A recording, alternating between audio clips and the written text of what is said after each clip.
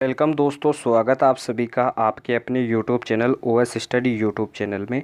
आज का जो लेक्चर होने वाला है इसमें अपन बात करने वाले हैं कुछ आपके प्राचीन इतिहास से रिलेटेड क्वेश्चन के बारे में, जो आपके आरएएस की एग्ज़ाम में पूछे गए क्वेश्चन है। सभी प्रीवियस ईयर क्वेश्चन आपको दिखाई देंगे जो भी आपके एग्ज़ाम में पूछे जाते हैं। इन्हीं क्वेश्चन से आपके एग्ज़ाम में क्वेश्चन पूछे जाएंगे। फिर से मैं आपको बता देता हूँ, सभी आपके आरएएस के पीवाईक्यू क्वेश्चन है। इन्हीं से आपकी स्टडी होगी। तो आपको क्या करना है, क्लास को आपको एंड तक देखना है, क्लास को बीच में छोड़कर नहीं जाना है। तो चलिए, जो फर्स्ट क्वेश्चन दिया हुआ है इसे देखिए। निवासियों की सभ्यता को जानने का मूल स्रोत है वहाँ पाई गई थी। यानी आपको बताना है कि जो निवासी है इनकी सभ्यता को जानने का जो मूल स्रोत है वहाँ पर क्या पाए गए थे। मोहरें पाई गई थी, बर्तन, जेवर, हथियार और औजार पाए गए थे, या फिर मंदिर, या फिर लिपि। तो मैं आपको बता देता हूँ, निवासियों की जो सभ्यता थी वहाँ पर बर्तन के साथ साथ जेवर, हथियार और औजार, ये आपके चारों चीज़ें पाई गई थी। राइट आंसर क्या हो जाएगा, बी ऑप्शन हो जाएगा। अब चलते हैं अगले क्वेश्चन पे। अगला क्वेश्चन देखिए, नेक्स्ट क्वेश्चन क्या दिया हुआ है। हड़प्पा सभ्यता की उत्पत्ति के संदर्भ में निम्नलिखित में से कौन सा जोड़ा सही नहीं है। तो सबसे पहले बात करते हैं, एम रफ़ीक मुगल ने बताया था कि हड़प्पा सभ्यता ने मेसोपोटामिया सभ्यता से प्रेरणा ली है, इसी कारण इसकी उत्पत्ति हुई है। EJ H मैके के अनुसार सुमेर से लोगों का क्या हुआ था, पलायन हुआ था, यहाँ से लोग चले गए थे। अगला देखिए, मार्टिमर व्हीलर ने बताया था कि पश्चिम एशिया से सभ्यता के विचार का प्रवसन हुआ था। अगला देखिए, अमल नंदा घोष ने बताया था कि हड़प्पा सभ्यता एवं उद्भवपूर्ण हड़प्पा सभ्यता की परिपक्वता के परिणाम स्वरूप हुआ। तो सबसे पहले आपको क्या करना है, ऑप्शन को देख लेना है, फिर आपको बताना है कि इनकी उत्पत्ति के संदर्भ में कौन सा जोड़ा सही नहीं है। तो मैं आपको बता देता हूँ, जो आपका उत्पत्ति के संबंध में ए जोड़ा दे रखा है वो आपका क्या नहीं है, इनमें सही आंसर नहीं है। तो आपका ए ऑप्शन क्या हो जाएगा, इनमें रोंग स्टेटमेंट हो जाएगा। तो यहाँ पे क्वेश्चन भी अपने को रोंग स्टेटमेंट पूछा गया है, तो ए ऑप्शन यहाँ से करेक्ट हो जाएगा। बी ऑप्शन, सी ऑप्शन और डी ऑप्शन को भी आपको देख लेना है। ऐसे आपको स्टेटमेंट क्वेश्चन में दिए हुए होंगे, तो यहीं से एग्जाम में क्वेश्चन पूछा जाएगा। अब चलते हैं अगले क्वेश्चन पे। अगला क्वेश्चन देखिए, भारत में चांदी की उपलब्धता के प्राचीनतम साक्ष्य कहाँ से मिलते हैं। तो चांदी की जो उपलब्धता के जो प्राचीनतम साक्ष्य मिले हैं, हड़प्पा संस्कृति में, पश्चिमी भारत के ताम्रपाषाण संस्कृति में, वैदिक संहिताओं में, या फिर चांदी के आहत सिक्कों में। तो इसका जो राइट आंसर वो होगा, क्या होगा, हड़प्पा संस्कृति में मिलते हैं। किस में मिलते हैं, हड़प्पा संस्कृति में मिलते हैं। Right answer is the A option. अब चलते हैं अगले क्वेश्चन पे। इस क्वेश्चन का स्क्रीनशॉट ले लीजिए। नेक्स्ट क्वेश्चन दिया हुआ है, हड़प्पा में मिट्टी के बर्तनों पर सामान्यतः किस रंग का उपयोग किया हुआ था। रेड कलर का, ब्लू कलर का, पांडु कलर का, या फिर ग्रीन कलर का। तो हड़प्पा सभ्यता में जो मिट्टी के बर्तन प्राप्त हुए हैं इन पर कौन सा कलर था, तो इन पर रेड कलर का प्रयोग किया गया था। राइट आंसर क्या हो जाएगा, ए ऑप्शन हो जाएगा। इस क्वेश्चन का भी आपको क्या कर लेना है, स्क्रीनशॉट ले लेना है। अब चलते हैं नेक्स्ट क्वेश्चन पे। अगला क्वेश्चन देखिए, सिंधु घाटी के लोग विश्वास करते थे। आपको बताना है कि जो सिंधु घाटी के जो लोग थे वो किस में विश्वास ज़्यादा करते थे, आत्मा और ब्रह्म में, कर्म कांड में, यज्ञ प्रणाली में, या फिर मातृ शक्ति में। तो इनमें से जो राइट आंसर होगा वो क्या होगा, आपको बताना है। तो जो सिंधु घाटी के जो लोग थे वो किस में विश्वास करते थे, मातृ शक्ति में विश्वास करते थे। राइट आंसर क्या हो जाएगा, डी ऑप्शन हो जाएगा। अब चलते हैं नेक्स्ट क्वेश्चन पे। जो अगला क्वेश्चन दिया हुआ है इसे देखते हैं। इस क्वेश्चन का आपको क्या कर लेना है, स्क्रीनशॉट ले लेना है। तो नेक्स्ट क्वेश्चन देखिए, अगला क्वेश्चन क्या दिया हुआ है, सिंधु घाटी के लोग किसकी पूजा करते थे। तो ये क्वेश्चन भी एग्जाम में पूछा गया क्वेश्चन है, फिर से आपको बता देता हूँ, ये भी प्रीवियस ईयर क्वेश्चन है। तो सिंधु घाटी के जो लोग होते हैं वो किसकी पूजा करते थे, पशुपति की, इंद्र और वरुण की, ब्रह्मा की, या फिर विष्णु की। तो किन की पूजा करते थे, आपको याद रखना है, पशुपति महाराज की पूजा करते थे। राइट आंसर क्या हो जाएगा, आपका ए ऑप्शन हो जाएगा। आपको बताना है कि पशुपति कौन से देवता को कहा जाता है, ये भी आपको कमेंट बॉक्स में बताना है, ये भी इम्पोर्टेंट क्वेश्चन है। अब चलते हैं नेक्स्ट क्वेश्चन पे। इस क्वेश्चन को आपको नोट कर लेना है, भारत का सबसे बड़ा हड़प्पन पूरा स्थल कौन सा है। ये भी इम्पोर्टेंट क्वेश्चन है, ये भी आपके पिछले साल एग्जाम में पूछा गया क्वेश्चन है, प्रीवियस ईयर क्वेश्चन है। तो भारत का जो सबसे बड़ा हड़प्पन जो पूरा स्थल है वो कौन सा है, आलमगीरपुर, कालीबंगा, लोथल, या फिर राखीगढ़ी। तो इनमें से बताना है कि सबसे बड़ा जो पूरा स्थल है वो आपका कौन सा है। तो सबसे बड़ा कभी भी पूछा जाता है तो वो आपका कौन सा हो जाएगा, राखीगढ़ी हो जाएगा। राइट आंसर क्या हो जाएगा, डी ऑप्शन हो जाएगा। अब चलते हैं नेक्स्ट क्वेश्चन पे। अगला क्वेश्चन देखिए, रंगपुर जहाँ हड़प्पा की समकालीन सभ्यता थी वह कहाँ पर है? आपके पंजाब में है, सौराष्ट्र में है, पूर्वी उत्तर प्रदेश में है या फिर राजस्थान में है? तो रंगपुर का आपने नाम काफ़ी बार सुना होगा। ये हड़प्पा की एक समकालीन सभ्यता थी। तो ये बताना है कि ये कहाँ पर है। तो ये आपके कहाँ पर है, सौराष्ट्र में है। कहाँ पर है, सौराष्ट्र में। राइट आंसर क्या हो जाएगा, बी ऑप्शन हो जाएगा। अब चलते हैं अगले क्वेश्चन पे। जो अगला क्वेश्चन दिया हुआ है इसे देखिए। इस क्वेश्चन का आपको क्या कर लेना है, स्क्रीनशॉट ले लेना है। राइट आंसर बी ऑप्शन हो जाएगा। अगला क्वेश्चन देखिए, निम्न स्थानों पर किसी एक स्थान पर सिंधु घाटी सभ्यता से संबंध विख्यात वृषभ मुद्रा प्राप्त हुई है। तो वो कहाँ पर प्राप्त हुई है ये भी आपको बताना है। वृषभ मुद्रा कहाँ पर प्राप्त हुई है, ऐसे क्वेश्चन पूछा जाता है। हड़प्पा में प्राप्त हुई है, चनहुदड़ो में, लोथल या फिर मोहनजोदड़ो? तो राइट आंसर जो होगा वो क्या होगा, कमेंट बॉक्स में आपको तुरंत बताना है। तो कभी भी वृषभ मुद्रा की बात हो जाती है तो वहाँ से आपको डायरेक्ट याद रखना है मोहनजोदड़ो। क्या याद रखना है, मोहनजोदड़ो। तो राइट आंसर क्या हो जाएगा, डी ऑप्शन हो जाएगा। अब चलते हैं अगले क्वेश्चन पे। जो अगला क्वेश्चन दे रखा है इसे देखते हैं। इस क्वेश्चन को नोट कर लीजिए, डी ऑप्शन राइट आंसर। लेखन कला की उचित प्रणाली विकसित करने वाली सर्वप्रथम प्राचीन सभ्यता कौन सी थी?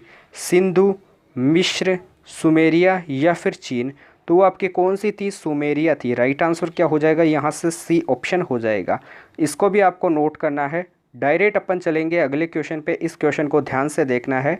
तो लेखन कला की जो उचित प्रणाली थी विकसित करने वाली, तो प्राचीन सभ्यता वो कौन सी थी, सुमेरिया थी। कौन सी थी, Sumeria. Right answer C option. निम्नलिखित में से सही उत्तर का चयन करना है। ऋग्वेद, सामवेद, अथर्ववेद, यजुर्वेद, गोपद, शतपथ, ऐतरेय, पंचविश? तो इसके बारे में बात करते हैं। तो ऋग्वेद में क्या आता है, ऐतरेय आता है। सामवेद में क्या आता है, तो सामवेद में क्या आता है, पंचविश आता है। अथर्ववेद में क्या आता है, अथर्ववेद में गोपत आता है। और यजुर्वेद में शतपथ आता है। तो आंसर क्या हो जाएगा, जो ए होगा वो थर्ड से मिलेगा, बी जो होगा वो फोर से मिलेगा, सी जो होगा वो फर्स्ट से मिलेगा और डी जो होगा वो सेकंड से मिलेगा। इसे आपको नोट कर लेना है। अब चलते हैं नेक्स्ट क्वेश्चन पे। अगला क्वेश्चन देखिए, यज्ञ संबंधी विधानों का पता कहाँ पर चलता है ये भी आपको बताना है। ऋग्वेद में, सामवेद में, यजुर्वेद में या फिर आपके ब्राह्मण ग्रंथों से? जादू टोना कौन से वेद में होता है ये भी आपको बताना है। ये भी इम्पोर्टेंट क्वेश्चन है। लेकिन यज्ञ संबंधी जो विधि होती है वो आपके कौन से वेद में होती है, कौन से वेद से इनका पता चलता है? तो यज्ञ संबंधी विधि जो होती है वो यजुर्वेद से इनका पता चलता है। राइट आंसर क्या हो जाएगा, डी ऑप्शन हो जाएगा। इसे आपको स्क्रीनशॉट ले लेना है। जादू टोना वाला क्वेश्चन आपको बताना है। अगला क्वेश्चन देखिए, वैदिक युग में प्रचलित जो लोकप्रिय शासन प्रणाली थी वो कौन सी थी? तो इसे आपको नोट करना है कि वैदिक जो युग था इसमें प्रचलित लोकप्रिय शासन प्रणाली थी निरंकुश, प्रजातंत्र, गणतंत्र या फिर वंश परंपरागत राजतंत्र? तो ये भी आपके आरएएस का क्या है, पीवाई की क्वेश्चन है। तो इसे भी आपको नोट करना है। तो प्राचीनतम जो प्रचलित जो लोकप्रिय शासन प्रणाली थी वो कौन सी थी? वंश परंपरागत राजतंत्र थी। कौन सी थी? वंश परंपरागत राजतंत्र। अब चलते हैं अगले क्वेश्चन पे। वैदिक युगीन सभ्यता से क्वेश्चन पूछा जाता है कि वैदिक युगीन सभ्यता गांव के व्यावसायिक लोगों की संस्था थी, राज दरबार होता था, मंत्री परिषद थी या फिर राज्य के समस्त लोगों की एक राष्ट्रीय सभा थी? तो वैदिक युगीन सभ्यता के बारे में कभी भी पूछा जाता है सभा के बारे में, तो मैं आपको बता देता हूँ ये क्या थी, एक प्रकार की मंत्री परिषद थी। क्या थी? एक प्रकार की मंत्री परिषद थी। इसे आपको नोट कर लेना है। कभी भी बोला जाए वैदिक युगीन के बारे में तो वो एक प्रकार की क्या थी, मंत्री परिषद थी। नेक्स्ट क्वेश्चन को देखिए, सत्यमेव जयते शब्द कहाँ से लिया गया है? मनुस्मृति, भागवत गीता, ऋग्वेद या फिर आपके मुंडक उपनिषद?